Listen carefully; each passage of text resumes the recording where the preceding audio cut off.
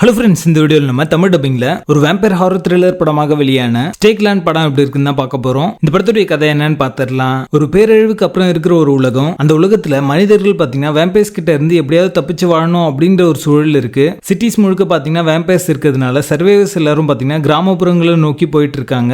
Martin அப்படிங்கிற குட்டி பையனோட ஃபேமிலியில எல்லாரும் கொல்லப்பட்டதுக்கு அப்புறமா வேம்பயர் ஹண்டரா இருக்கிற மிஸ்டர் அப்படிங்கிறவர் பாத்தீங்கன்னா அந்த பையனுக்கு அடைக்கலம் தராரு. நார்த்ல இருக்கிற நியூ ஈடன் அப்படின்ற ஒரு பாதுகாப்பான இடத்துக்கு போறதுக்கான ஜர்னியை அவங்க ஸ்டார்ட் பண்றாங்க. இவங்க போற வழியில இவங்களுக்கு தடையா இருக்கிற ஜாம்பிஸை அழிச்சிட்டு முன்னேற ஆரம்பிக்கிறாங்க. இவங்க ஜர்னில எந்த மாதிரியான சர்வைவர்ஸையும் வேம்பர்ஸையும் எதிர்கொண்டாங்க, நியூ ஈடனுக்கு இவங்களால போக முடிஞ்சதா அப்படின்றத இந்த படத்துடைய கதையே. மிஸ்டர் பாத்தீங்கன்னா ஒரு வெஸ்டர்ன் படத்துல ஒரு ஹீரோ எப்படி இருப்பாரோ அந்த மாதிரியான ஒரு கேரக்டரா அமைச்சிருப்பாங்க. போற வழியில யாருக்கெல்லாம் வந்து ஹெல்ப் தேவைப்படுதோ அது எல்லாத்தையுமே ஒரு செய்யற மாதிரியான ஒரு கேரக்டரா தான் இருப்பாரு. சிஸ்டர் ஆனா அப்படிங்கிற ஒரு நன் இருப்பாங்க, அவங்கள வந்து ரெஸ்கியூ பண்ணுவாரு. அதுக்கப்புறமா ஒரு பிரெக்னன்ட் கேர்ள் ஒருத்தவங்களும் வில்லி அப்படிங்கிறவரையும் காப்பாத்துவாரு. சோ இவருடைய இந்த ஜர்னில எந்த மாதிரியான விஷயங்கள்லாம் எதிர்கொள்றாரு அப்படின்றத ரொம்ப நல்லாவே போர்ட்ரே பண்ணிருப்பாங்க. அது இந்த படத்துக்கான பிளஸ் அப்படின்னே சொல்லலாம். ஒரு பேரழிவுக்கு அப்புறம் இருக்கிற அந்த உலகத்தை ரொம்ப நல்லாவே விஷுவலா கொண்டு வந்திருந்தாங்க. அது மட்டும் இல்லாம படம் ஆரம்பிச்சு முடிகிற வரைக்குமே ஒரு ஜாம்பிஸ் மேல ஒரு ஃபியர் ஃபேக்டர் அப்படின்றது இருந்துட்டே இருக்கும். அது இந்த படத்துக்கான பலம் அப்படின்னு சொல்லலாம். இந்த படத்துல இருக்க கேரக்டர்ஸ் எல்லாமே ரொம்ப நல்லாவே டிஃபைன் பண்ணிருப்பாங்க. ஒவ்வொரு கேரக்டர்ஸையும் நம்ம ப்ராசஸ் பண்ற மாதிரியே வந்து ரொம்ப நல்லாவே போர்ட்ரே பண்ணிருப்பாங்க.